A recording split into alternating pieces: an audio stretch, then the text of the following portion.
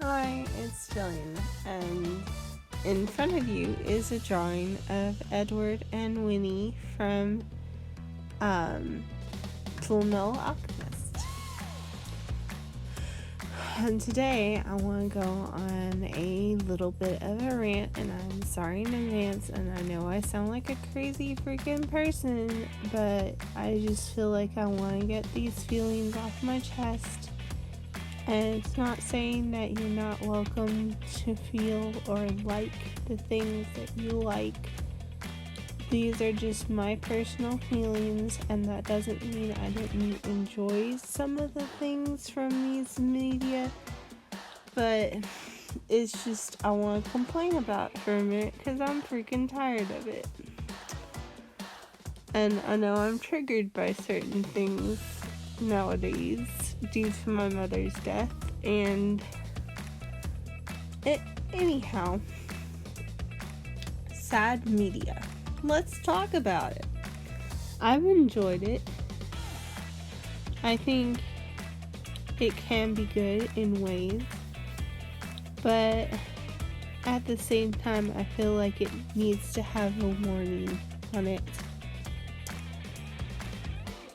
May pull on your heartstrings in a sad way.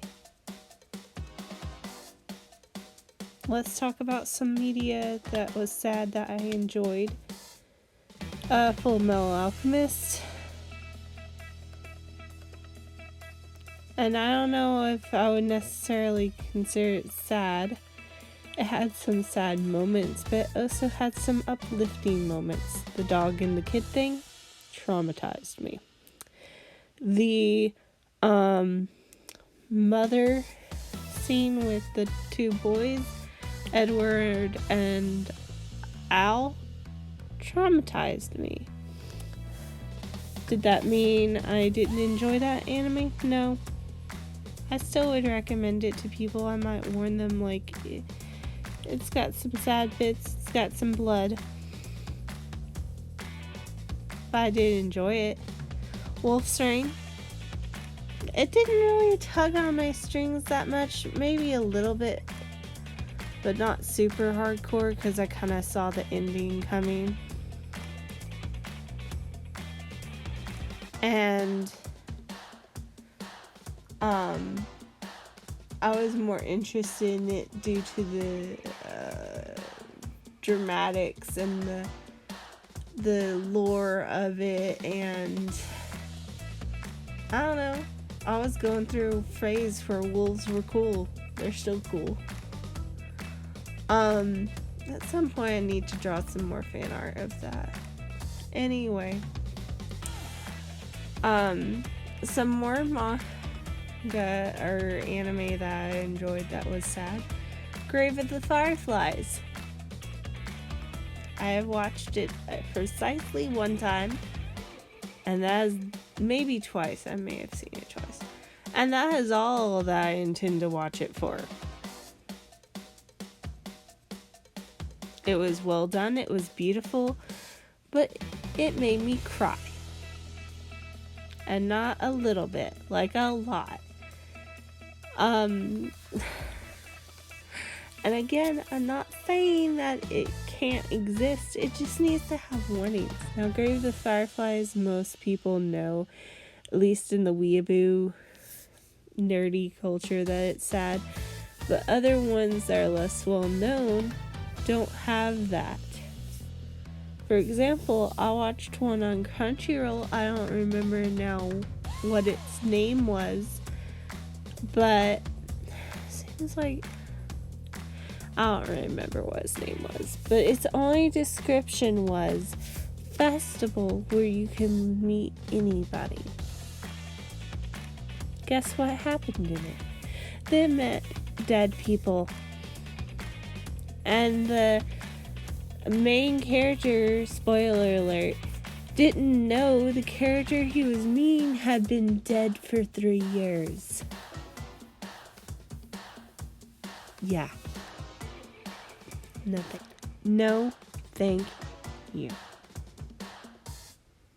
Just saying.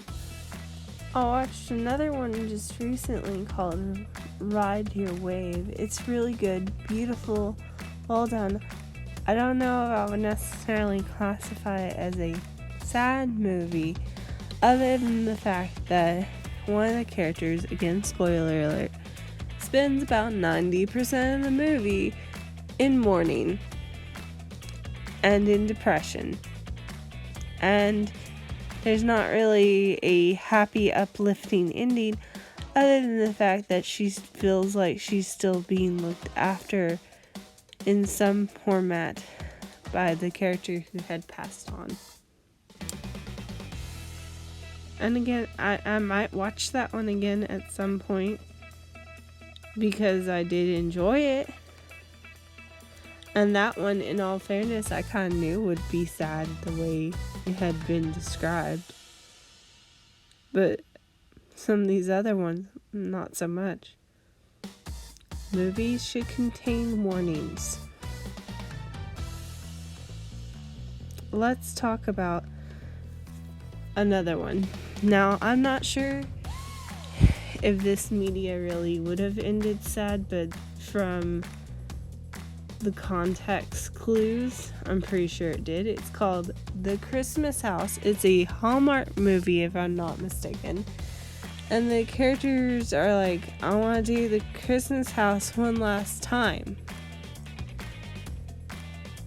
It's more of your mother's thing. Again, I may be overly sensitive to some things and triggered, but I was like, the mother probably has cancer. I immediately changed the channel because I don't want to hear about it. No, thank you. I know death is part of life, but media is my escape.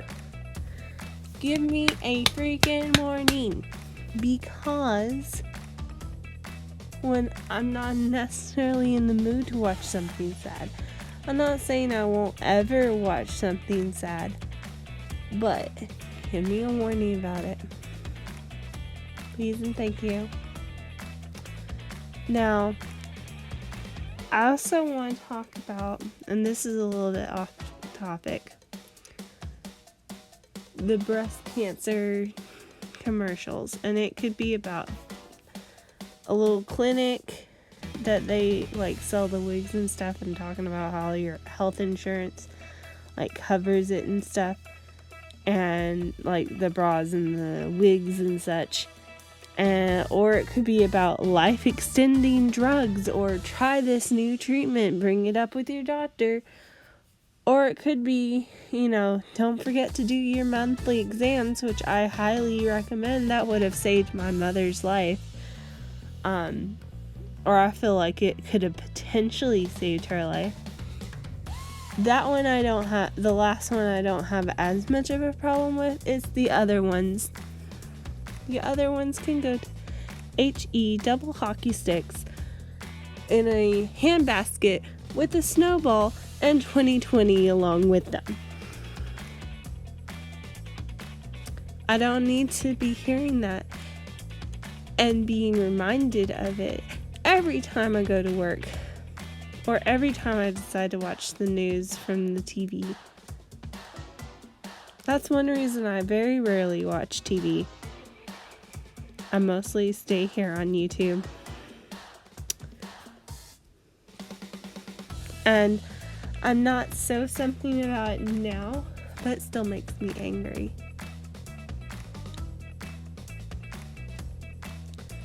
I know that's not necessarily healthy of me, but I feel like I need to have these feelings off my chest. And I know they'll never hear me or listen to me, but my feelings are at least out there. I digress. Let's talk about some more sad media that doesn't need to exist, or at least needs to be having a buffer in between it. Disney/Pixar. Why? Why? You have made 2 movies in the same year that have sadness in them and about death.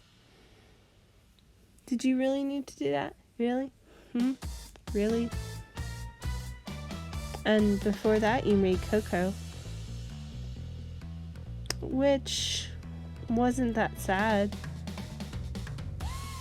but it was still about death.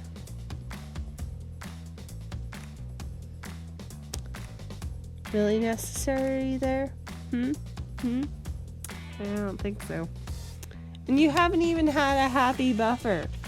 At least have a happy buffer. You can go death, about death, happy buffer, death, happy bumper, death.